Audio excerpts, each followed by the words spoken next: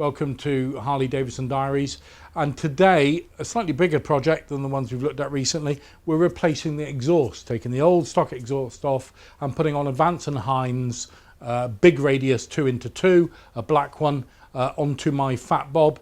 We'll go through the various stages we've got to. Now bear in mind that obviously each model of bike is slightly different, but you do get full instructions from Vance and Hines, and if you get the service manual for your particular model, you'll get direction there as well from Harley-Davidson. So make sure you do that.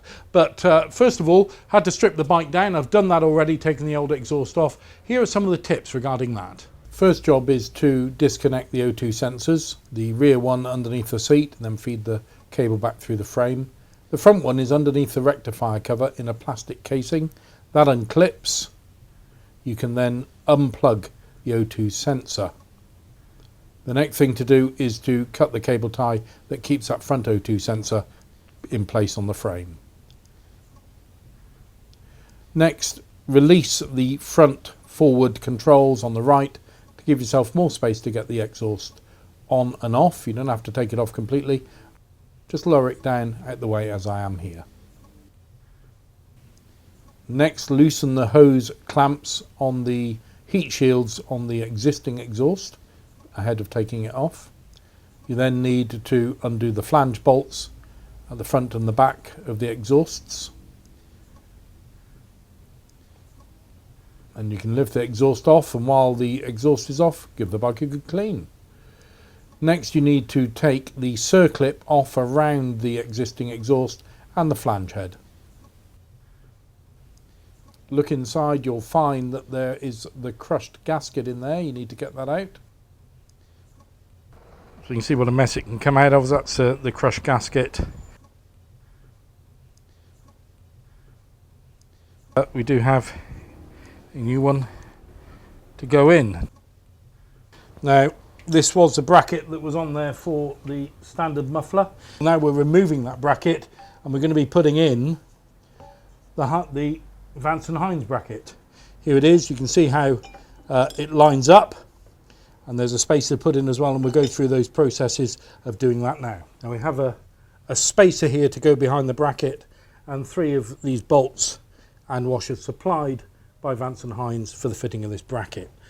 So we also have to take out one of the gearbox covers, and if you offer it up, you can see which one it is. The spacer has to go in here. We have one hole down here, and this bolt down here, which I don't know if you can see, we have to take out. So we'll do that now. Take out one bolt from the transmission casing. Now we have our 3 apertures, but we need that spacer at the top because there's a little bit of space behind. So we need that with the spacer for the top one. Let's offer that up first. Get that started with the spacer in it. And the other 3 bolts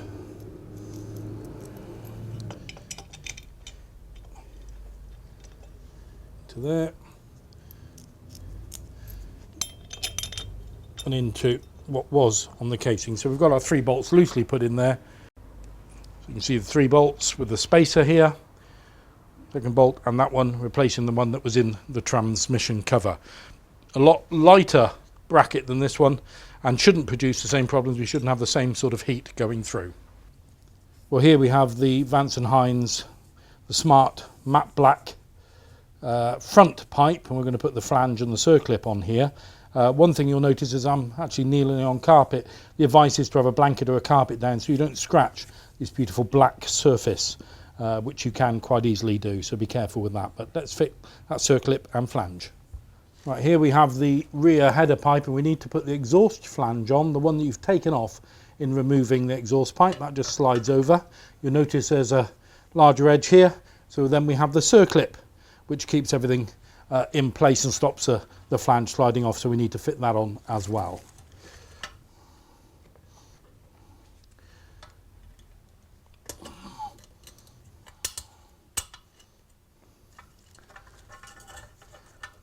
And then we have to fit it on together, ready to go on the bike. You may wonder why I'm wearing gloves. One thing you don't want to do is get too many oily fingerprints over the pipes. You will clean them off before you start them off, but it will discolour after you've fitted everything if you leave those marks on there. So wearing gloves to try and keep the worst of it off. We've got the front pipe here, and now we're going to insert the oxygen sensor into its position. Now what we're advised by Vance and Hines is to use an anti-seize compound, which we're going to do. Don't put it on the tip of the sensor, but around the thread particularly.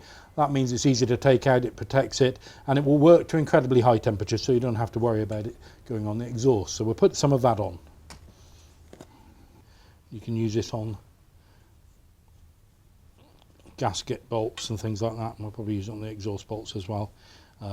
It will ease in removal later on, and then that just screws in. A 7/8 spanner just to tighten that in there. Don't over tighten, just tighten that in there. And then we've got the oxygen sensor on the front pipe. Do the same for the back. Now we have the heat shields, and we're told by Vance and Hines to mark the outside where the clips, the hose clips, Jubilee clips, if you want to know it in England, the outside, to show where they'll loop through. So just with a pencil, very lightly, just mark it where they'll leak through.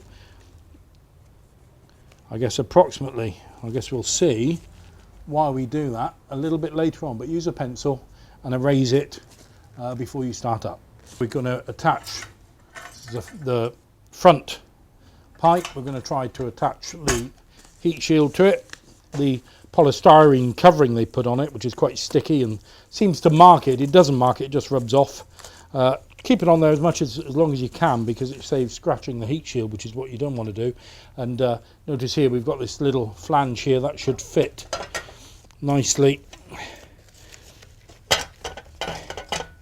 over the top of that. That fits in, and the markings we made on the outside will help us in putting the clips on. So when we turn it over, we can begin to put those hose clips on in the right position, just loosely.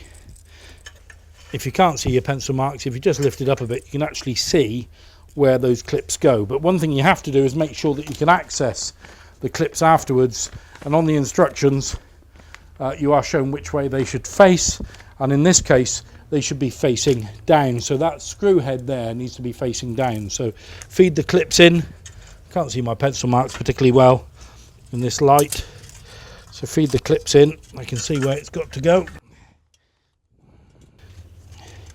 Make sure the clip joins up correctly, and then just make sure it begins to screw into the thread, into the screw. So don't make it tight, just get it to bite.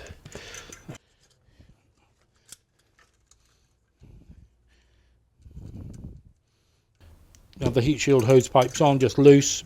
Probably tighten up a little bit more than that, but we'll need to adjust it once we fit it all on. Right, we've seen we've put the hose clips onto the heat shields on the header pipe. Now we've got to put in the tailpipe, that distinctive tailpipe with the Vance and Hines logo. Here is the rear one, and again we've got places for the clips to go through, slightly bigger clips now, and we've got to mount that, and we will do the same as we did on the other heat shields.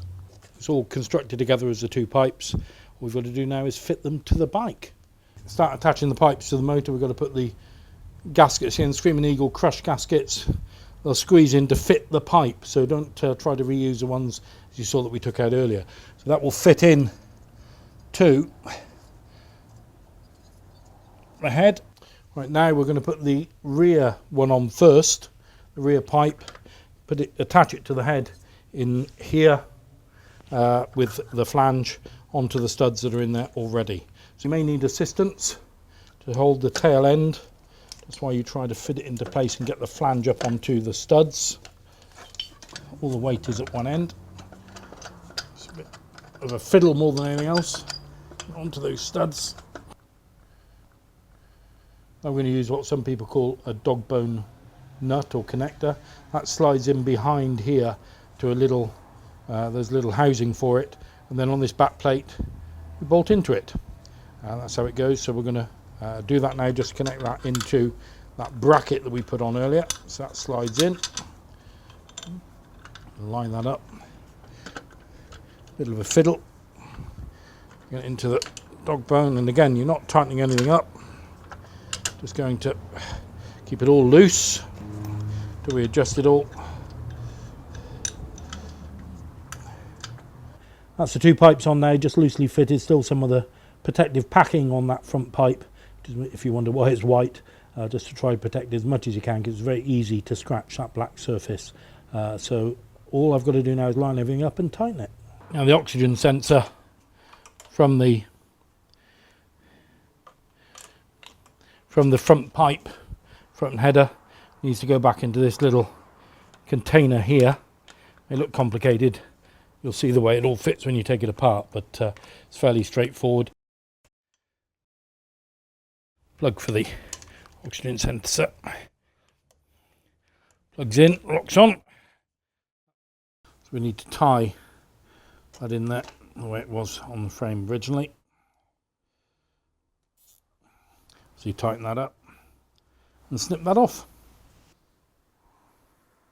The thing we do need to do is blank off the active exhaust, and Vance and Hines comes with a little blanking plug so that you can do that, and you can take that cabling out as well because you don't need it with your big radius.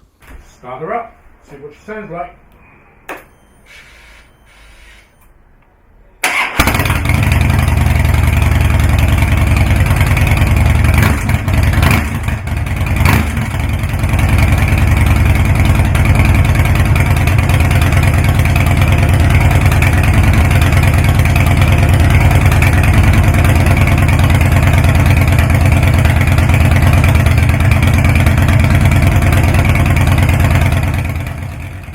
Tune the bike using the Screaming Eagle Pro Super Tuner. I'm delighted with the sound and delighted with the performance. That's a Vance and Hines Big Radius 2x2 on a 2009 Harley-Davidson Fat Top.